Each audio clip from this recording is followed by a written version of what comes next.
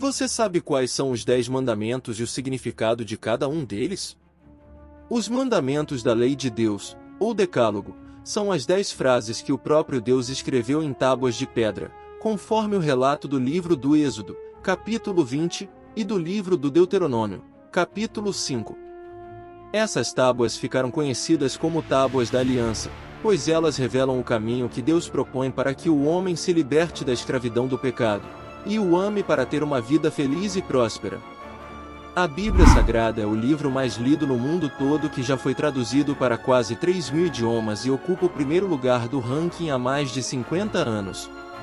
A Bíblia é um manual para a vida, com ensinamentos milenares. Por isso é importante conhecer e praticar os 10 mandamentos deixados por Deus. 1. Amar a Deus sobre todas as coisas. Quem nos ensina como fazer isso é o próprio Jesus. A minha comida, disse Jesus, é fazer a vontade daquele que me enviou. João 4,34. Sendo assim, a maior prova de amor que podemos dar é fazer a sua vontade. Mas como? Simples, amando Jesus e seguindo seu evangelho, pois quem o ama guarda suas palavras. João 14,24. Podemos amar a Deus e cumprir com as palavras de Jesus nas pequenas coisas do dia a dia, como quando somos pacientes com aquelas pessoas mais difíceis para nós, quando perdoamos aqueles que nos ofenderam, quando fazemos a caridade com os mais necessitados, por exemplo. Não coloque o desejo pelo poder, pelo prazer e pelas posses acima do amor de Deus. Por exemplo, quando usamos nosso cargo ou status para humilhar alguém, quando não nos importamos com o sentimento das pessoas, quando não somos solidários com a dor do próximo e não estendemos a mão, mesmo podendo ajudar. 2. Não diga o nome de Deus em vão. Você já deve ter ouvido essa frase. Mas como seria na prática exatamente? Quando as pessoas usam o nome de Deus de maneira ofensiva ou desonrosa. Como, por exemplo, jurar ou fazer alguma promessa que não seja verdadeira. O nome do Senhor é muito especial e sagrado, não é mesmo? Por isso, devemos guardá-lo, zelá-lo.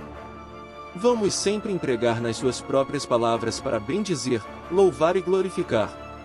A blasfêmia, insultar a dignidade do sagrado, é uma atitude grave, principalmente quando contra Deus são ditas palavras de ódio, ofensas, desafios, piadas, ou qualquer tipo de abuso de seu nome para justificar comportamentos errados. 3. Guardar domingos e festas de guarda.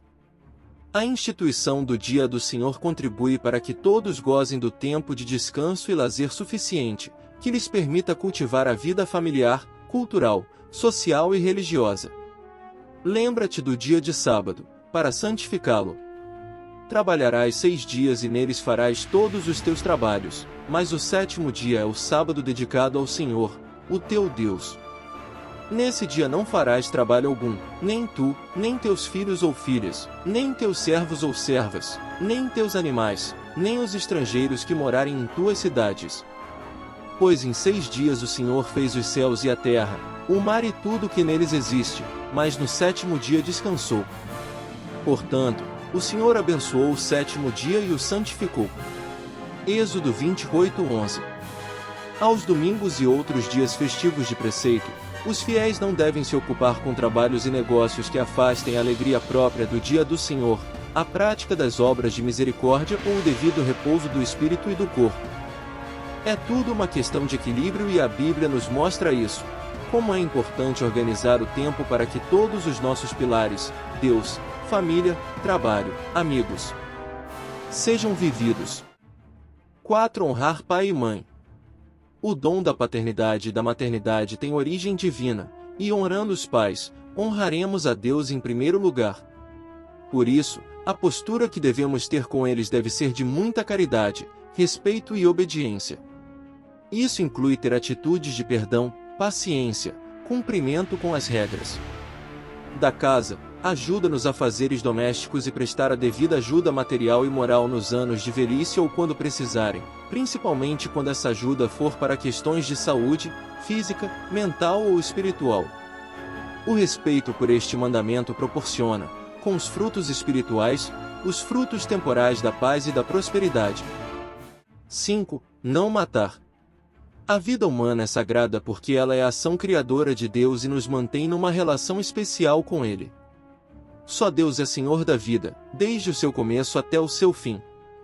Por isso, a Igreja considera pecado grave cometer ou apoiar, direta ou indiretamente, o aborto, a eutanásia, os homicídios voluntários, tráfico, corrupção, a falta de assistência e socorro aos vulneráveis, por exemplo. É pecado atentar contra a vida e contra o amor, se expor a condições de risco, na terra, no mar, no ar ou em alta velocidade.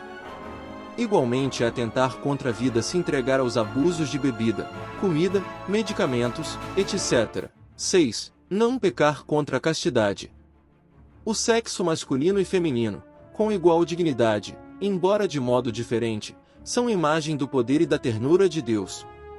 Isso significa que a sexualidade é dom divino e foi dada para cada pessoa numa ordem que a realiza e santifica.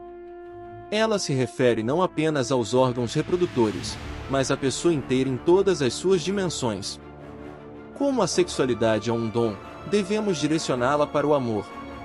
A maneira de fazer isso é pela castidade, que não se trata apenas de se resguardar, mas de amar com a totalidade de si. Como a castidade é sinônimo de amor, peça contra ela toda forma egoísta de buscar o prazer pelo prazer, como, por meio do sexo fora do casamento, da pornografia, prostituição e infidelidade nos relacionamentos, por exemplo. O casal aberto para o amor é aberto para a vida e para o desejo de gerar filhos. 7. Não furtar. Proíbe tomar ou reter injustamente o bem do próximo e prejudicá-lo nos seus bens. Ele fala sobre o respeito ao destino universal dos bens, o direito à propriedade privada. E quando esse mandamento não é obedecido?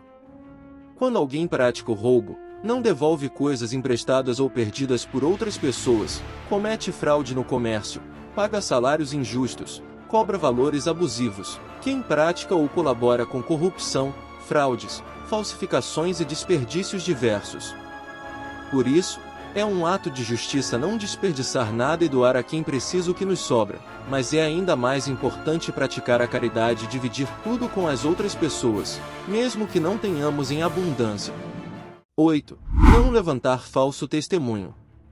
Diz respeito ao tipo de relação que devemos ter uns com os outros, pois sem a confiança no que é verídico, não seríamos capazes de viver bem em sociedade.